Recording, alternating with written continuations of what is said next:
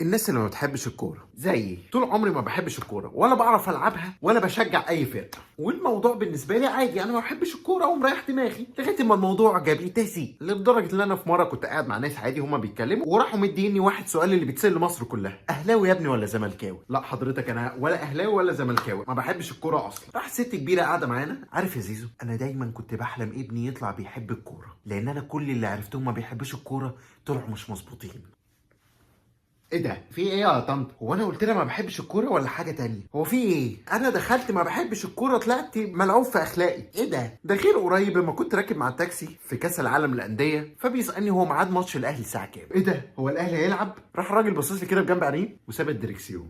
يا اختي يا كابتن يا بابا امسك الدركسيون هتموتني عشان مش عارف ميعاد الماتش. الراجل قال لك ايه؟ الواد ده ما ينفعش يكمل معانا، يلا لازم يموت. ده ايه الجنان يا رب اللي انا وقعت فيه ده يا رب؟ الناس غريبه. ده غير انها مبوظه علاقتي مع اصحابي، لان انا دايما بكتشف ان هم خرجوا وانا ما اعرفش، واكتشف في الاخر ان ده كان حجز كوره ما خدونيش معاهم عشان انا بروطه اساسا. فاما بصمم اروح فرحب بعمك نضرج الشنط قاعد مع شراطهم بحرسهم. معايا هنا 10 تيشيرتات ما تخافوش عليهم انشراتكم عشان العرق. ده غير ان هم ساعات بيلعبوني معاهم وهم عارفين ان انا ما بعرفش العب كوره، ويروحوا موقفيني كده في النص ويلا بقى ويبصوا الكوره لبعض وانا مش عارف اقطعها من حد. بقينا فجاه بنلعب الكلب الحيران. يا شباب عيب والله، سننا ما يجيبش الكلام ده ليه؟ لا ما احنا هنتريق عليه. ده غير ما اقرر العب معاهم واتحمس قوي بقى اللي هو هاجي بقى ويلا هشوط الكوره واجي ابص على الجون، هو في حاجه ناقصه؟ اجي ابص تحت الاقي الكوره في مكانها عادي ما اتحركتش. اللي هو في حاجه يا اسطى بتهوى عليا برجلك ليه؟ ما هو في حاجه؟ فجاه رجلي عدت في الكوره ايونيا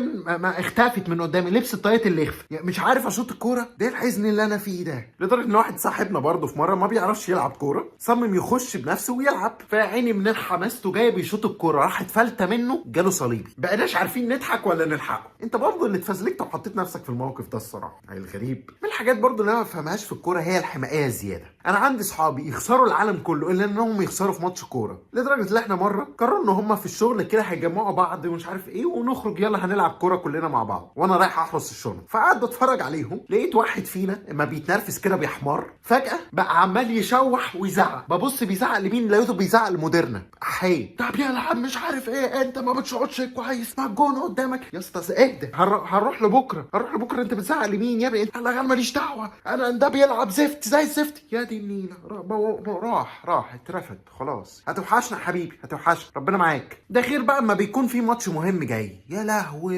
يا جدعان يا لطيف بعبادك يا رب. عندك 3 ايام في المواصلات كلام بس على الماتش. قبل الماتش كلهم بيفردوا التاريخ لبعض في الاتوبيس، محدش يعرف حد اصلا، يروح بادئين كده فجاه التاريخ بيقول ايه انتوا مش هتكسبوها برضه. وانا اللي هو يا ربي انا مش كنتش عايز اصحى وانزل النهارده انا عارف. توصل الشغل تلاقيهم برضه فاتحين نفس الموضوع ويقعدوا يهزقوا في بعض، والفرقه بتاعتك ما بتعرفش تلعب انتوا اللي ما بتعرفوش. وبعدين يخش المدير تلاقي كلهم غيروا ميولهم الكرويه والاخلاقيه وكل حاجه، كل حاجه يا باشا اتغيرت. فجاه بقوا بيطبلوا له كلهم ما عدا صاحبي اللي بيحمر قاعدين بنشوف له مكافاه نهايه الخدمه. ده حتى الافيهات بتاعت الكوره ما بعرفهاش اساسا، لدرجه ان احنا مره قاعدين في محاضره وهي طولت قوي والراجل كل شويه يقول لك يلا يا شباب اشوفكم بقول لكم يعني افتكرت ويكمل. فلقيت لك فجاه تكست على الواتساب بتقول 90 بلس والجروب كله بيضحك الا انا. ما انا قلت لهم هو في حاجه يا شباب؟ اللي قال الافيه ما فهمش انا بسال على ايه. هو قال لك انت بتتكلم على ايه؟ رحت قايل له على 90 بلس دي انتوا بتقولوا ايه حضرتك؟ هو انتوا ليه بتضحكوا؟ الواد مش مستوعب لغايه النهارده، يعني الموضوع ده من شهرين هو مش مستوعب لغايه دلوقتي. انا ما فهمتش الافيه ده اساسا. احنا عملنا جلسه عشان يحكوا لي ايه الافيه ده. دول يعني الاهلي والريال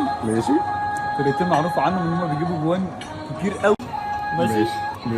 هو دايما الافيه بقى في ان ايه الدقيقه 90 هتخدم مين المره دي؟ فاهم؟ هو ده طب انا برضه ما فهمتش الافيه يعني هو كان ايه الموقف اساسا؟ ان انت الوقت الاساسي بتاعك هو زي مثلا انت عندك حاجه المفروض تخلصها في ساعه. تمام كل الوقت ساعه اللي هو جيت في اخر دقيقه جبت من الاخر. دي اللي هي الكوميكس بتاعت ان الاهلي بيجيب الجون في اخر دقيقه والكلام ده. هما بقى الفرقتين اللي يعملوا كده. طيب بيعملوا كده بالظبط.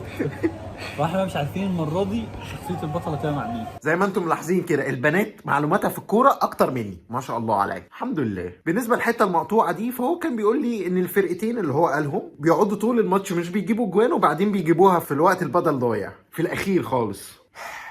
بس غريب، انا عندي مشكله، انا كل واحد ما اقول له ما بحبش الكوره، امال انت بتعمل ايه في وقتك؟ حضرتك في مليون حاجه تانية اعملها غير الكوره، عادي، مش لازم ابقى بحب الكوره عشان الاقي حاجه اعملها في وقت فراغي. منشن اصحابكم اللي ما بيحبوش الكوره زيي. وبس كده، كان معاكم محمد احمد او زيزو، سلام.